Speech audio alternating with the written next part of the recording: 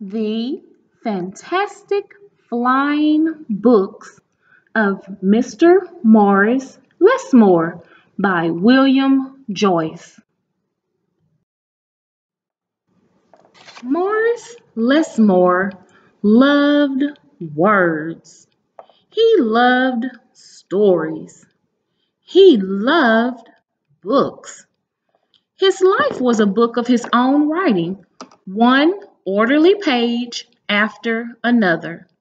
He would open it every morning and write of his joys and sorrows, of all that he knew and everything that he hoped for.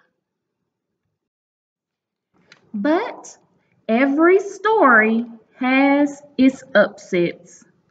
One day the sky darkened, the winds blew and blew, till everything Morris knew was scattered, even the words of his book. He didn't know what to do or which way to go, so he began to wonder and wonder. Then a happy bit of happenstance came his way. Rather than looking down, as had become his habit, Morris Lesmore looked up.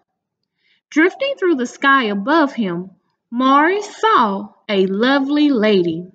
She was being pulled along by a festive squadron of flying books. Morris wondered if his book could fly, but it couldn't. It would only fall to the ground with a depressing thud. The flying lady knew Morris simply needed a good story, so she sent him her favorite. The book was an amiable fellow and urged Morris to follow him. The book led him to an extraordinary building where many books apparently nested. Morris slowly walked inside and discovered the most mysterious and inviting room he had ever seen. It was filled with the fluttering of countless pages, and Morris could hear the faint chatter of 1,000 different stories, as if each book was whispering an invitation to adventure. Then his new friend flew up to him and landed on his arm. It held itself open as if hoping to be read. The room rustled to life, and so Morris's life among the books began.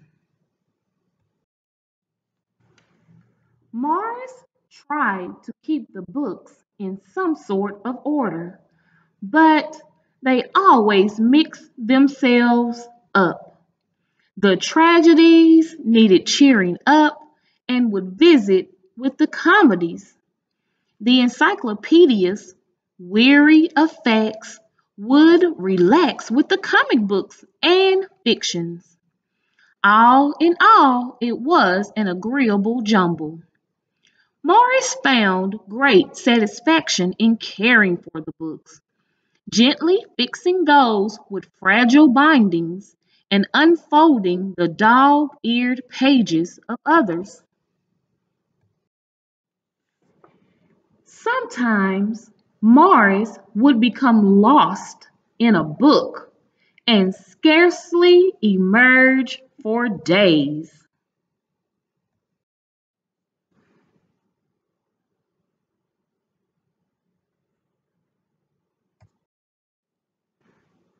Morris liked to share the books with others.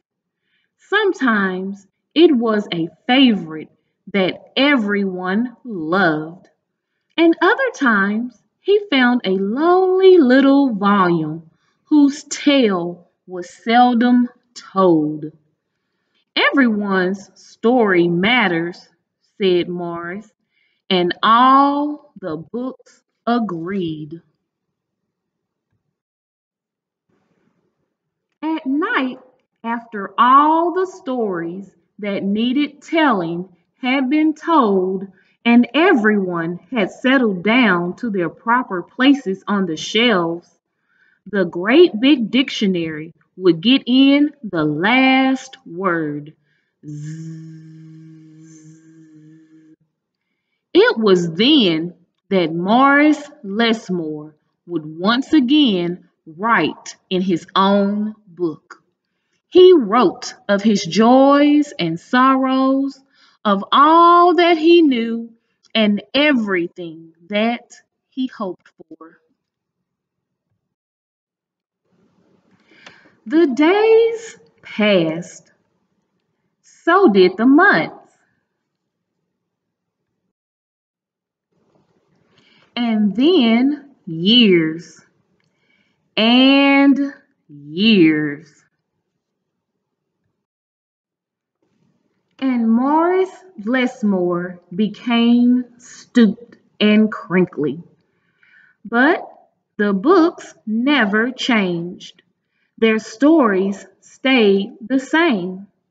Now his old friends took care of him the way he had once cared for them, and they read themselves to him each night. Then one day he filled the last page in his book.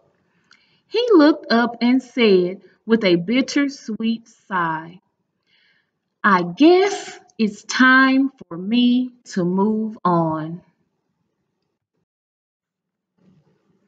The books were sorry, but they understood. Morris put on his hat and took his cane. As he went to the door, he turned and smiled, then waved goodbye. I'll carry you all in here, he said, and pointed to his heart. The books waved their pages, and Morris Lesmore flew away. And as he flew, he changed back to the way he'd been that long ago day when they'd all first met. The books were quiet for a while. Then they noticed that Morris Lesmore had left something behind. It's his book, said his oldest friend. Inside was Morris's story, all of his joys and sorrows, all that he knew, and everything that he hoped for. Then the books heard a small, expectant sound. There in the doorway was a little girl. She looked around with wonder. Then something fantastic happened. Morris Lesmore's book flew up to her and opened its pages. The girl began to read, and so our story ends as it began, with the opening of a book.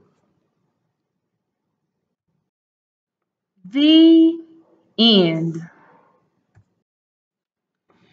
If you enjoyed the story, The Fantastic Flying Books of Mr. Morris Lesmore, you can find it and others like it at your local library or on the World Wide Web at www.shreve-lib.org.